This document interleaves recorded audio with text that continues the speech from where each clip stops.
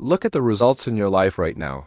The quality of your relationships, the state of your finances, the level of achievement in your work, the condition of your body, the depth of meaning you experience in your daily existence. Now look at the state of your mind, the quality of your habitual thoughts, the emotional weather that characterizes your average day, the programs running in your subconscious beneath the surface of everything you consciously experience. What you will find, if you look honestly at both, is that they have always matched with extraordinary precision. The quality of the relationships reflects the quality of the subconscious programs running your relational world. The financial reality reflects the financial programs installed before you were old enough to evaluate them.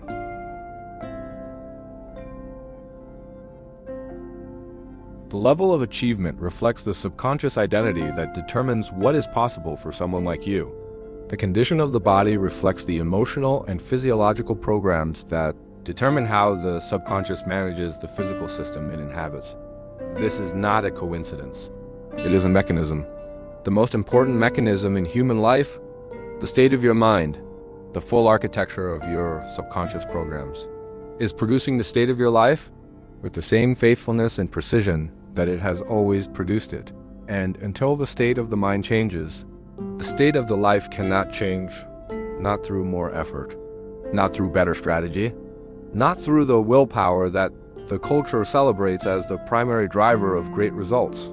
The results are downstream of the mind, always, and the mind is the only place where genuine change can begin.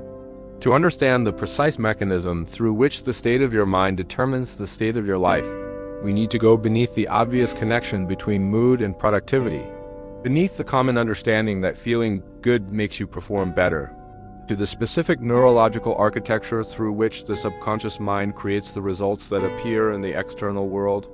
The first mechanism is perceptual filtering. Your subconscious, processing 11 million bits of information every second, does not deliver all of that information to your conscious mind. It filters. And the filter it uses is determined by the programs it is running. A mind in a state of chronic anxiety filters for a threat. It finds evidence of danger and inadequacy and impending failure in circumstances that a calmer mind would experience as neutral or even favorable. A mind in a state of genuine confidence filters for opportunity. It finds the door that the anxious mind could not see in the same environment. The same external reality, experienced through completely different internal filters, producing completely different conscious realities, and completely different results, because the decisions and actions that follow from what you perceive are necessarily shaped by what you are able to perceive. The second mechanism is physiological programming. The state of your mind directly determines the state of your body's chemistry, the hormones circulating in your system, the quality of your sleep, your immune function, your energy levels, your cognitive performance. A mind running chronic stress programs produces a body bathed in cortisol. With suppressed immune function, disrupted sleep, reduced cognitive capacity, and depleted physical energy, a mind running programs of genuine safety and genuine confidence produces a body in a fundamentally different physiological state, with the specific chemistry of growth and repair and optimal performance. The body you show up with every day is the body that the state of your mind has created, and the results you produce with that body reflect its state completely. There are three primary states of mind that the subconscious can inhabit, and each one produces a specific and predictable set of results in the external world. The first state is the survival state.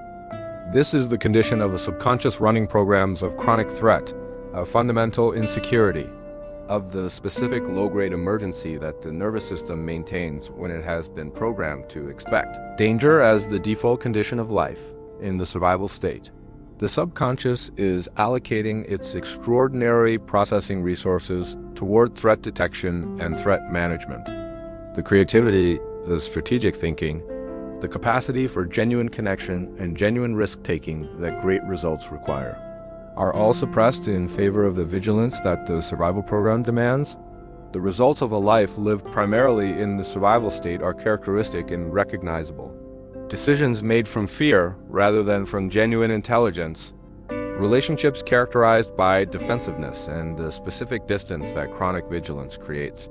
Financial patterns that reflect the scarcity orientation of a mind that expects not enough as its default condition. Work that is driven by the avoidance of failure rather than by the pursuit of genuine excellence. The results are not bad because the person is not trying hard enough. They are constrained because the state of the mind that is producing them is constrained. The second state is the maintenance state. This is the condition of a subconscious running programs of adequate but not genuine safety, of getting by, of the specific flatness that characterizes a life that is not in acute distress but is not genuinely thriving. In the maintenance state, the subconscious is allocating its resources toward the preservation of the current level, toward the maintenance of the familiar, toward the avoidance of the disruption that genuine growth would require. The results of a life in the maintenance state are the plateau, the career that progresses to a certain level and then stops, the relationships that are functional but not genuinely alive, the financial reality that is stable but not expanding. Not because the person lacks capability, but because the state of the mind is oriented toward maintaining rather than toward creating. The third state is the growth state. This is the condition of a subconscious running programs of genuine safety, genuine worth, and genuine possibility. A mind that believes at its deepest level that the world is fundamentally navigable, that challenges are information rather than threats, that the person inhabiting it is fundamentally capable of meeting what life presents. In the growth state, the subconscious allocates its resources very differently from the survival or maintenance states. The threat detection systems reduce their activity. The default mode network, which we explored in the previous video, has more space to do its sophisticated work of creative synthesis and intuitive guidance. The prefrontal cortex, responsible for strategic thinking and genuine decision-making, operates with greater clarity because it is not being overridden by the stress hormones that the survival state generates. The results of a life lived primarily in the growth state are equally characteristic. Decisions that reflect genuine intelligence rather than fear, relationships that are characterized by genuine presence and genuine connection rather than by defensive distance. Financial patterns that reflect an abundance orientation, that allow money to be invested and accumulated rather than spent or avoided. Work that is driven by genuine passion and genuine excellence rather than by the avoidance of failure. Not because the person has better circumstances or better luck, but because the state of the mind producing the results is fundamentally different, and the state of the mind, as we have established throughout this channel, is a function of the subconscious programs running within it. Programs that were installed by experience, and that can be updated by experience. The culture of high performance has been telling a specific and ultimately incomplete story about what produces great results. The story of effort and discipline and the relentless pursuit of goals through the sheer force of will. Work harder, stay longer, sacrifice more. Push through the resistance. Outwork everyone else. And implicit in this story is the assumption that the state of the mind doing the working, the quality of the subconscious programs running beneath the effort, is irrelevant. That effort applied consistently enough will produce results regardless of the internal state from which it arises. This assumption is demonstrably false, and the evidence is everywhere. The person who works 80 hours a week from a survival state of mind, whose every action is driven by fear of failure, by the chronic anxiety of someone who does not fundamentally believe they are safe or worthy, does not produce the results that the effort would suggest, because the effort is being filtered through programs that suppress the creativity and the genuine intelligence and the authentic connection that great results actually require. The person who works 40 hours a week from a growth state of mind, whose actions arise from genuine confidence and genuine possibility thinking, and whose subconscious is allocating its extraordinary resources toward creation rather than toward threat management, often produces results that dramatically exceed what the hours invested would predict, because the effort is being amplified by the full processing power of a subconscious that is not dividing its attention between the work and the management of chronic internal threat. This is not an argument against hard work. Genuine effort from a genuinely healthy mind is the most powerful combination available to a human being. It is an argument against effort alone, against the cultural myth that working harder from whatever state of mind you are currently in will eventually produce the results you want. The state of the mind matters. It is not secondary to the effort. It is prior to it, and without addressing it, the effort is working at a fraction of its genuine potential. Mental health in the context of subconscious programming and real-world results has 5 specific dimensions, each of which contributes to the state of the mind and therefore to the quality of the results the mind produces. The first dimension is emotional regulation, the capacity to experience the full range of human emotion without being controlled by any particular emotional state. The person with strong emotional regulation can feel fear without acting from fear, can feel anger without being driven by anger, can feel the anxiety that accompanies genuine growth without retreating from that growth. Their emotional life is not suppressed, it is integrated.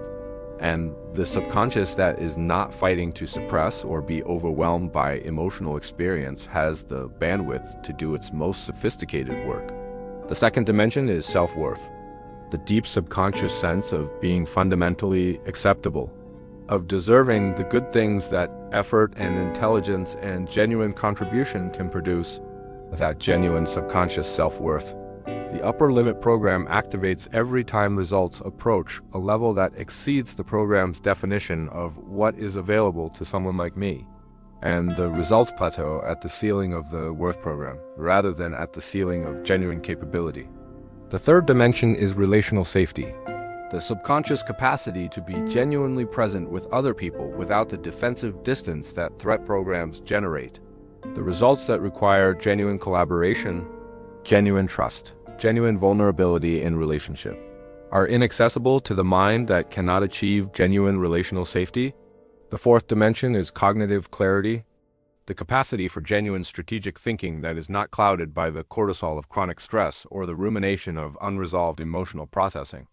The fifth dimension is genuine hope, the subconscious orientation toward the future as a place that contains genuine possibility, rather than as a continuation of a pattern that has always produced the same results.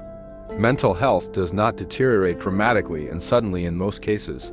It deteriorates gradually, through the accumulation of unprocessed stress, through the slow erosion of self-worth by repeated experiences of criticism or failure, or the specific emotional weather of an environment that consistently communicates not enough, through the gradual narrowing of the subconscious's orientation toward possibility as the survival programs gain dominance, and as the mental health deteriorates, the results deteriorate with it.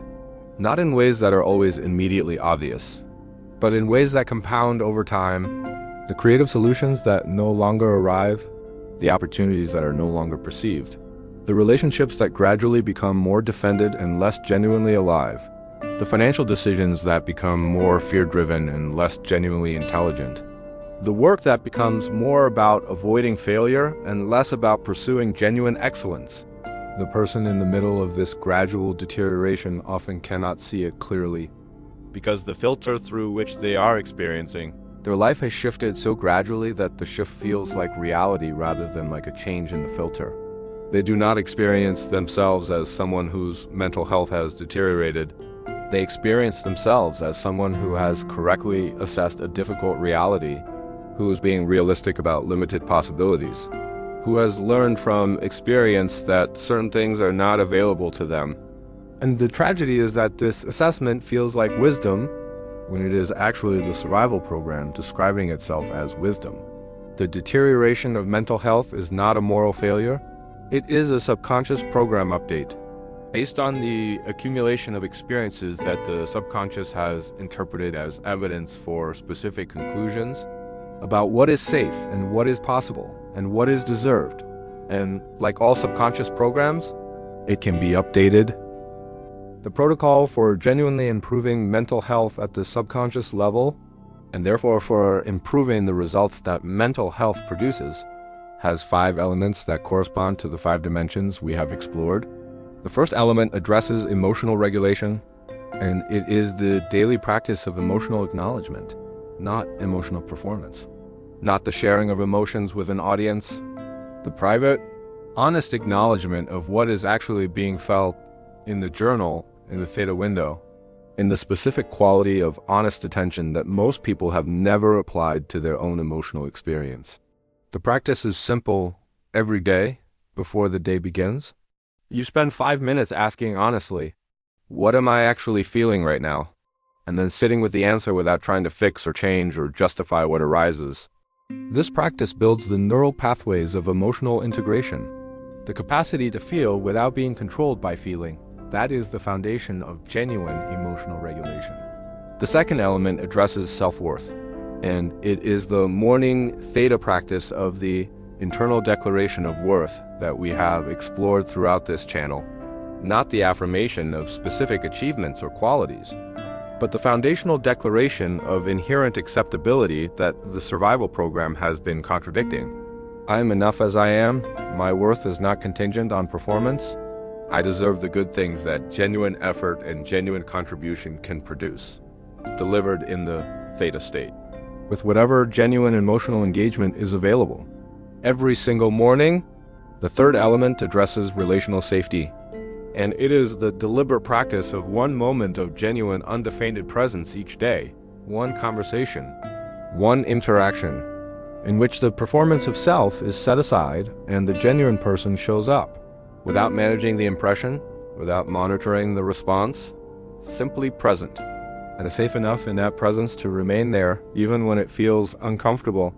The fourth element addresses cognitive clarity, and it requires the two practices that together protect the brain's capacity for genuine strategic thinking. The first is sleep, genuine restorative sleep, not the compromised sleep of a vigilance program that never fully stands down, but the deep slow-wave sleep that the nervous system regulation practices we have discussed throughout this channel make increasingly available, 7 to 9 hours, in conditions that allow the brain's glymphatic cleaning system to do its overnight work. And the second is the deliberate management of the cognitive load. The specific practice of offloading the unresolved questions and decisions and unprocessed experiences that accumulate in the working memory and reduce the cognitive clarity available for genuine strategic thinking. The practice of writing down everything that is unresolved, every worry, every undecided question, every experience that is still being processed, not to solve it immediately, but to move it from the working memory to the page, where it can be held without consuming the cognitive bandwidth that clear thinking requires. The fifth element addresses genuine hope, and it is perhaps the most important of the five because it is the orientation that determines whether the other four practices feel worth doing. Genuine hope is not the naive optimism that ignores difficulty. It is the subconscious orientation toward the future as a place that contains genuine possibility. That is different from the past. That is genuinely available to be shaped by the choices made today. The practice that installs this orientation is what I call the evidence audit. Every evening, you spend 5 minutes identifying one specific piece of evidence from the day that the future is different from the past. That genuine change is real. That the state of the mind is actually shifting. These pieces of evidence are often small. A moment of genuine emotional regulation where reactivity would previously have dominated. A moment of genuine connection where defensiveness would previously have appeared. A decision made from genuine intelligence rather than from fear. Each piece of evidence is a deposit in the subconscious bank of genuine hope. And hope, genuinely installed at the subconscious level, is the orientation from which extraordinary results become genuinely possible.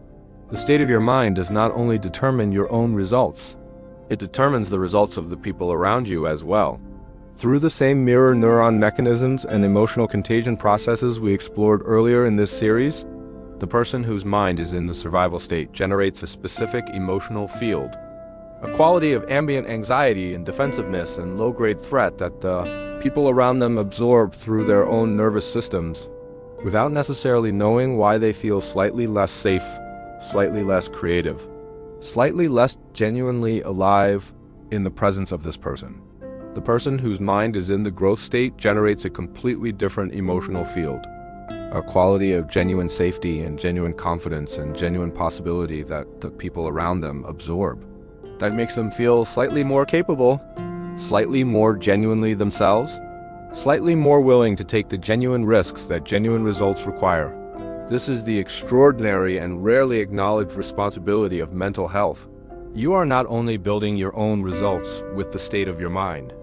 You are contributing to the building or the undermining of the results of everyone you spend significant time with.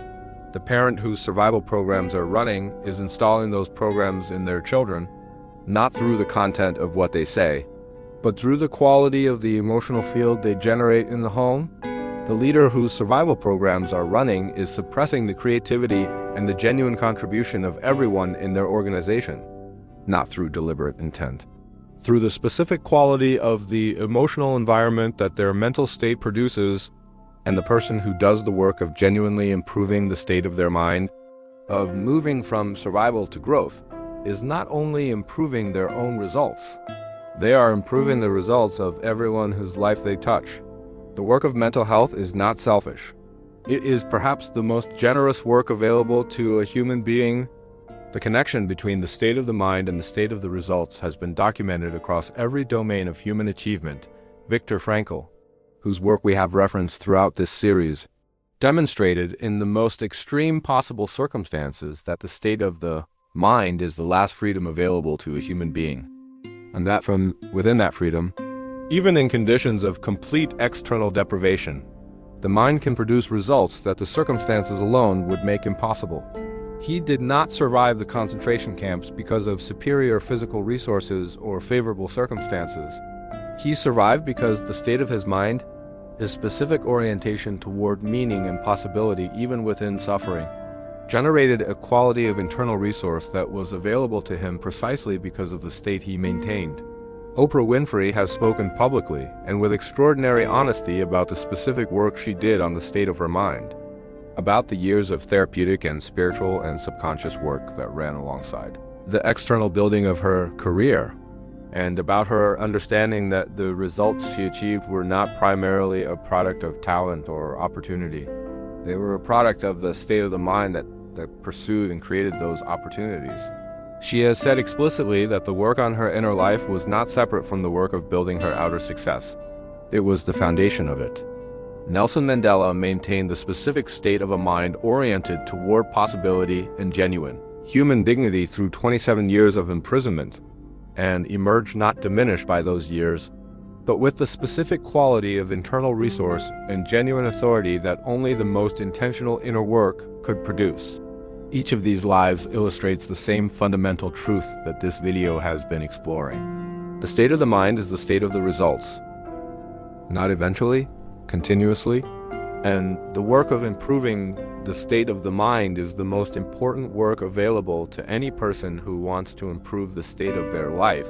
When the state of your mind genuinely shifts from the survival state toward the growth state, from the maintenance state toward genuine possibility, something changes in the quality of your daily experience that is difficult to describe to someone who has not felt it, but that every person who has done genuine subconscious work will recognize immediately.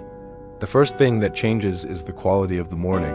The first moments after waking, which in the survival state carry the specific weight of dread and the heavy anticipation of another day of managing chronic internal threat, begin to feel different, lighter, more genuinely available, as if the day that is beginning actually belongs to you, rather than to the programs that have been running it.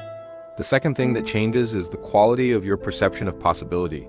The opportunities that were invisible through the survival filter begin to appear, not because the external world has changed, but because the filter through which you experience it has updated, and the world filtered through a growth state contains genuinely more possibility than the same world filtered through a survival state. The third thing that changes is the quality of your relationships.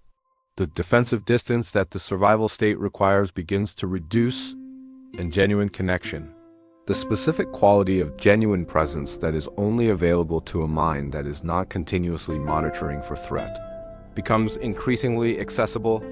And the fourth thing that changes is the quality of your results, not because you're working harder, but because you are working from a state of mind that amplifies the value of the work rather than suppressing it.